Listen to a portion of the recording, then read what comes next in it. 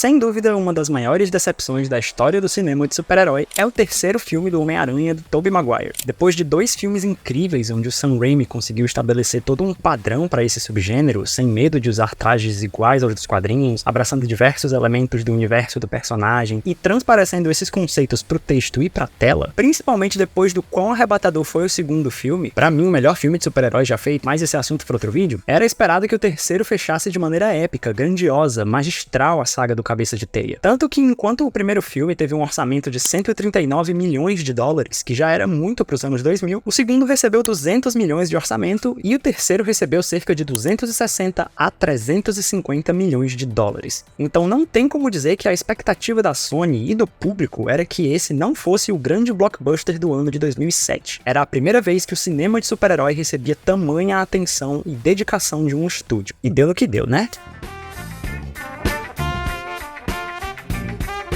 Hoje eu quero falar dos erros de Homem-Aranha 3, e como eu acho que dentro desse filme, cheio de problemas, tem o que poderia ter sido um filme ainda melhor do que Homem-Aranha 2, se a Sony não tivesse metido tanto o bedelho nas ideias do Sam Raimi. E que esse problema reverberou inclusive nos filmes do Andrew Garfield e reverbera até hoje nesses filmes de vilões que a Sony tá fazendo.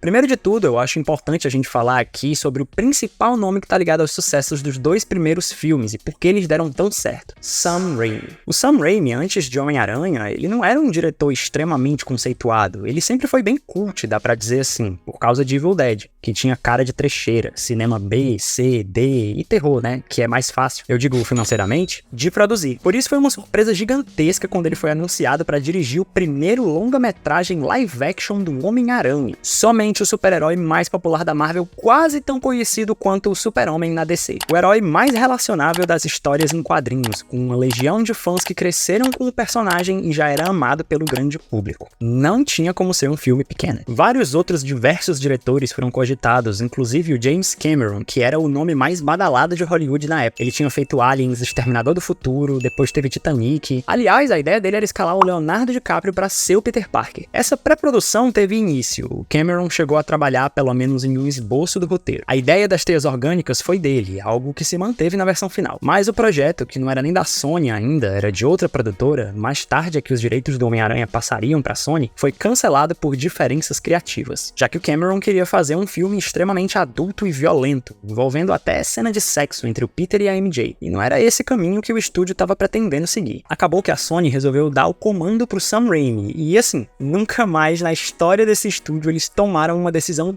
tão acertada. Porque o que esse cara fez para a história do cinema moderno, o cinema do século XXI, ninguém tinha noção na época. Antes do MCU, antes do Batman do Nolan, e ao lado dos X-Men do Bryan Singer, e depois do Blade do Wesley Snipes, Homem-Aranha 1 foi responsável pelo boom do cinema de super-heróis. Eu não tô dizendo que é um dos melhores filmes de todos os tempos. Definitivamente é um filme para qualquer cinéfilo ver antes de morrer, já que é um marco da história de Hollywood. Mas na época ele foi diferente de tudo que veio antes dele. Enquanto o Batman e o Blade eram ou muito galhofas ou muito sérios, sombrios e tentavam trazer a realidade dos quadrinhos pra verossimilhança, Homem-Aranha abraçou a estética carnavalesca. Ele trouxe o traje colorido, ressuscitando as ideias do Superman do Richard Donner. É um filme cheio de espalhafatice, com um vilão fantasiado voando em jatinho no meio da Times Square, piadoca do herói que dá pirueta pra todo lado tirando foto de si mesmo, personagem caricato tanto quanto nas HQs, que é o Jameson, ao mesmo tempo tendo cenas emotivas, ensinamentos sendo passados em frases de efeito, romance. Tava tudo ali, dos quadrinhos pra tela, do jeito que todo mundo sempre quis. Não é que tudo tenha sido ideia do Raimi, eu acho que o pontapé do estúdio inicial era esse mesmo, mas o cara executou perfeitamente. Enquanto o James Cameron representava aqueles blockbusters de adulto dos anos 80, o Raimi era mais inventivo. Ele vinha do terror de baixo orçamento e ele implementou diversos desses elementos no filme. Os olhos mesmo do traje não são nada parecidos com nenhum outro traje dos quadrinhos. Eles parecem mais ameaçadores, quase como se uma aranha gigante tivesse em posição de ataque. A trilha sonora também do Danny Elfman, com aquele coro quase religioso, dá uma certa sensação do peso de algo maior.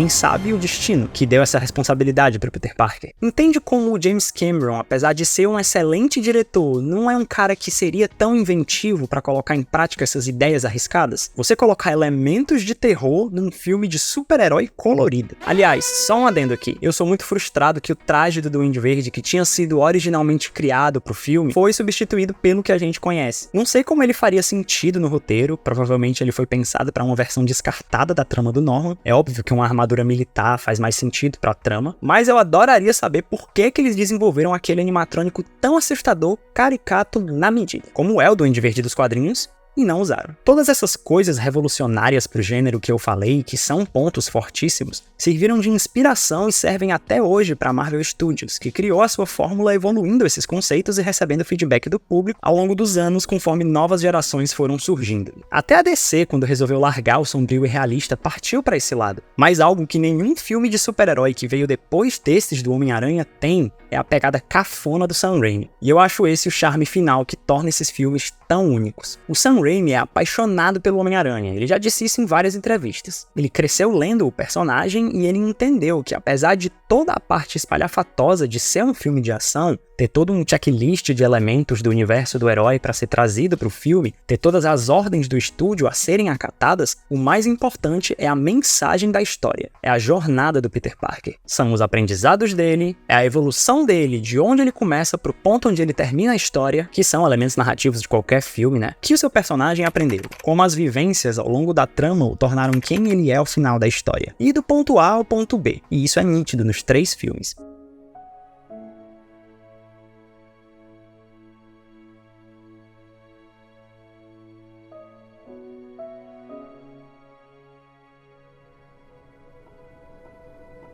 Am I not supposed to have what I want? What I need?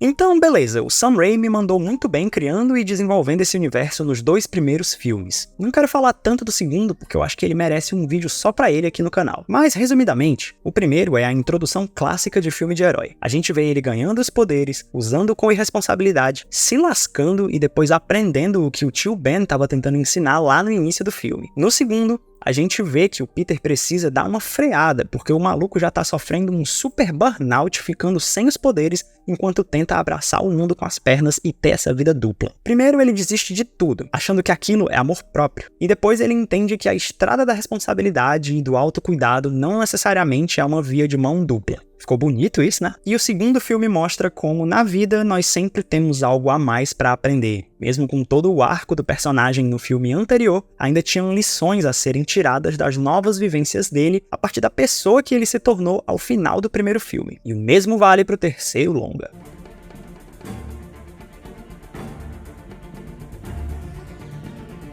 No terceiro filme fica muito claro pra mim que o Peter Parker é um babaca. Eu não tô falando nem do simbionte ainda, ele é um babaca desde o início. Ele começa o filme numa vibe completamente diferente do segundo. Ele tá feliz em ser o Homem-Aranha, o povo adora ele tá conseguindo conciliar trabalho com faculdade, com relacionamento. A MJ agora sabe que ele é super-herói, então ele não precisa mais ficar se escondendo. E isso tudo é resultado do tanto que esse coitado sofreu nos 2 filmes anteriores, o que dá uma certa satisfação ver ele feliz. Mas a partir do momento que ele ignora os sentimentos da MJ e só sabe falar dele toda vez que ela tá tentando desabafar sobre o trabalho, quando ele esconde do Harry tudo o que aconteceu antes do acidente, inclusive ele esconde da própria MJ, ele ao invés de cuidar da tia May só quer saber de ir atrás de espancar o cara enquanto a tia dele tava precisando de amparo, ele se torna uma pessoa que tá olhando só pro seu umbigo e ignorando os problemas dos outros. Não que ele seja uma pessoa ruim, mas essa individualidade dele, que fica clara desde o início do filme, é justamente o que faz dele uma presa tão fácil pro simbionte. E aí é que tá. Vocês já fizeram um exercício de pensar como é que seria tirar o elemento Venom desse filme? Ah, Cássio, mas o que vende o filme é o Venom. Todo o marketing dele girou em torno disso. Foi isso que todo mundo quis ir ver no cinema. É o principal vilão do filme. Não, ele não é o principal vilão do filme. O Venom foi uma imposição da Sony que o Sam Raimi teve que se virar pra trabalhar no roteiro, porque nesse ponto a franquia já tava fazendo tanto sucesso que era impossível os caras que davam dinheiro pro filme não querer quererem meter o B dele. O Sam Raimi já deu declarações de que ele não gosta do personagem Venom. Por mais que ele seja o mais próximo que o Homem-Aranha tem do elemento terror nos quadrinhos, e o diretor seja apaixonado por esse gênero, ele não gosta do personagem e não queria essa gosma preta no filme dele. Mas o filme é do estúdio e ele teve que rebolar pra fazer esse negócio funcionar com as ideias que ele teve. Mas sem o Venom, esse filme é o quê? O Peter Parker é um babaca que negligencia todos à sua volta e toma decisões pensando apenas em si, porque o ego subiu demais a cabeça dele, e toda vez que ele é confrontado sobre isso, ele toma decisões ainda mais estúpidas. Até que no final ele perde todos à sua volta. A namorada termina com ele, a tia fica chateadíssima com a história do Homem-Aranha ter matado o Homem-Areia, e o melhor amigo dele teve o psicológico destruído porque o Peter não continuou dizendo a verdade pra ele depois do acidente. No fim das contas, o Peter perdoa o Flint Marko pelo erro não intencional que ele cometeu. Erro esse que é inclusive o mesmo que o Peter cometeu, sendo culpado pela morte do suposto assassino do tio Ben no primeiro filme. Então ainda entra um lance de hipocrisia aí, e no fim o Harry acaba morto por uma série de fatores que escalonaram em um confronto direto entre os dois.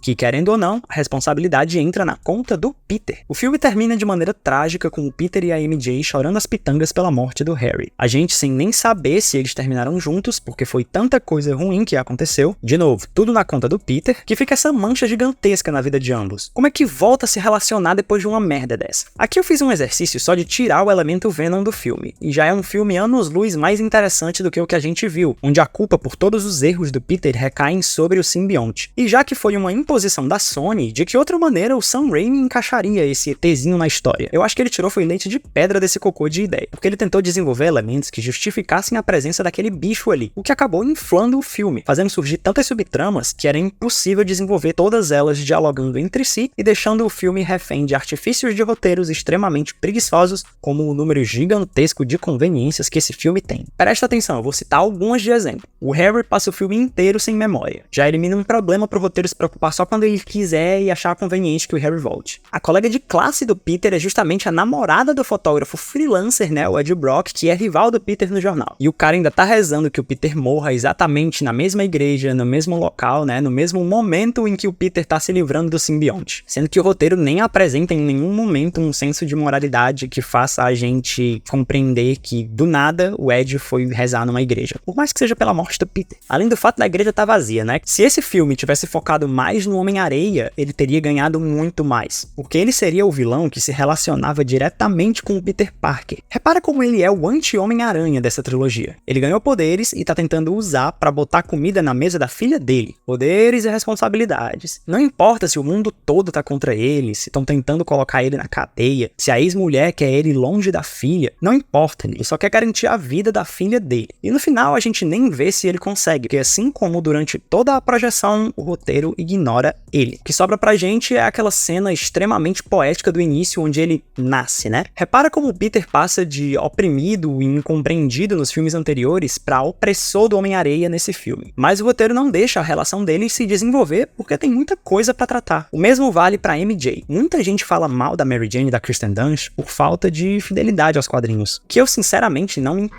Eu acho a MJ dos quadrinhos, a visão clássica dela, né, como ela nasceu e como ela foi tratada nas décadas seguintes, uma visão extremamente misógina da garota gostosa da escola que namora o babaca, que faz bullying com um nerd, e aí, em determinado momento, ela percebe como o namorado babaca dela é babaca e como o nerd dá mais valor a ela. Logo, ela troca e quer o nerd. Hoje em dia, já sabem subverter mais esse papel da MJ, mas pra mim, nada como o Sam Raimi fez. Ele incorpora sim esses elementos, mas a MJ tem uma vida além do Peter Parker, além do Homem-Aranha, nos 3 filmes. A cada filme, a gente vê mais a personagem em tela, porque o relacionamento deles vai se estreitando. E a partir do término deles, no 3º filme, a gente volta a quase não ver ela. Ela tá vivendo a vida dela, e pra ficar com o Peter, ele quem vai ter que abrir o jogo. Ser transparente com ela. Porque apesar da paixão por ele, ela se ama mais. Ah, Cássio, mas ela é a rainha do grito, não faz nada. A Gwen Stacy lá da Emma Stone faz muito mais coisa. Eu também adoro a Gwen Stacy da Emma Stone, e eu não acho que tem que ficar comparando com a MJ da Kirsten Dunst, porque as propostas são muito diferentes. A Kirsten Dunst incorpora elementos de Scream Queens simplesmente porque o Sam Raimi quer, ele gosta, ele acha legal, e eu acho legal também.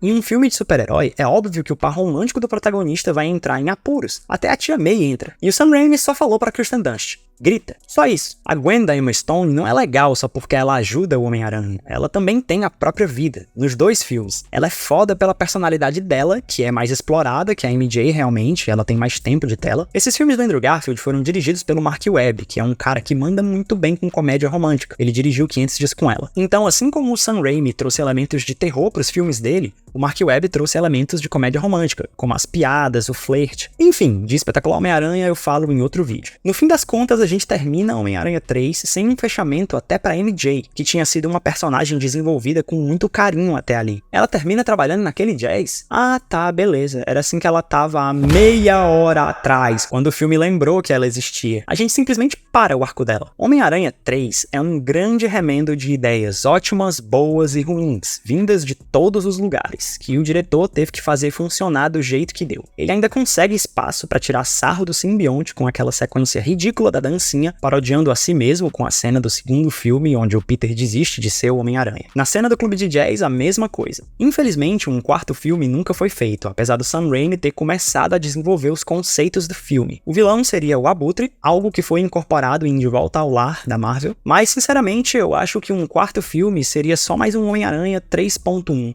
onde o Sam Raimi tentaria consertar as cagadas que a Sony fez no filme anterior, ao mesmo tempo que a Sony meteria mais o bedelho sobre o que deveria e o que não deveria estar no filme. Tanto é que um dos motivos para Homem-Aranha 4 ter sido cancelado é que eles não queriam o Abutre como vilão, e isso foi a gota d'água pro diretor. Então, depois que ele abandonou o projeto, veio o reboot comandado pelo Mark Webb, que sofre exatamente dos mesmos problemas de tramas muito inchadas, muita premissa pro futuro e pouca entrega. Até esses filmes de hoje, Morbius, Madame Teia, Craven, Venom, olha só. Tudo é só motivo de piada mesmo, porque a dona Sony não sabe como executar a veia artística desses filmes. A grande exceção são os filmes do Aranhaverso, comandados pelo Phil Lord e o Chris Miller, que tem controle total sobre essa trilogia, mas que tem ali seus problemas que envolvem mais a produção do que a entrega da arte. Oi, meu nome é Cássio Oliveira, eu sou editor de vídeo e criador de conteúdo. Para mais conteúdo exclusivo, você pode me seguir tanto no Instagram quanto no TikTok. Faziam anos que eu sonhava em trazer pro YouTube um vídeo meio que defendendo, né, Homem-Aranha 3, ao mesmo tempo sem passar pano e mostrando como essa é uma grande frustração que veio de graça. O Homem-Aranha é o meu super-herói favorito, eu cresci assistindo essa trilogia em looping e usando boa parte do meu tempo livre ao longo dos anos para refletir sobre os ensinamentos que essa trilogia passa pro espectador. Se você gostou desse vídeo, não se esquece de deixar aquela curtida, compartilhe esse vídeo com aquele seu amigo que também é muito fã de Homem-Aranha e deixa um comentário aí dizendo o que é que você acha de Homem-Aranha 3. Se você já era adulto na época que ele lançou, se você era criança e gostou do filme assim como eu e só depois de alguns anos foi percebendo que ele não era tão bom assim. O canal ainda tá no início, então dá uma olhada nos vídeos que saíram até agora. Eu já falei sobre Duna, né, do Denis Villeneuve, eu já falei também sobre Alien Romulus, o filme mais recente da franquia. Se inscreve aí pra não perder meu conteúdo e lembrando que qualquer feedback nos comentários é bem-vindo. Valeu e até a próxima!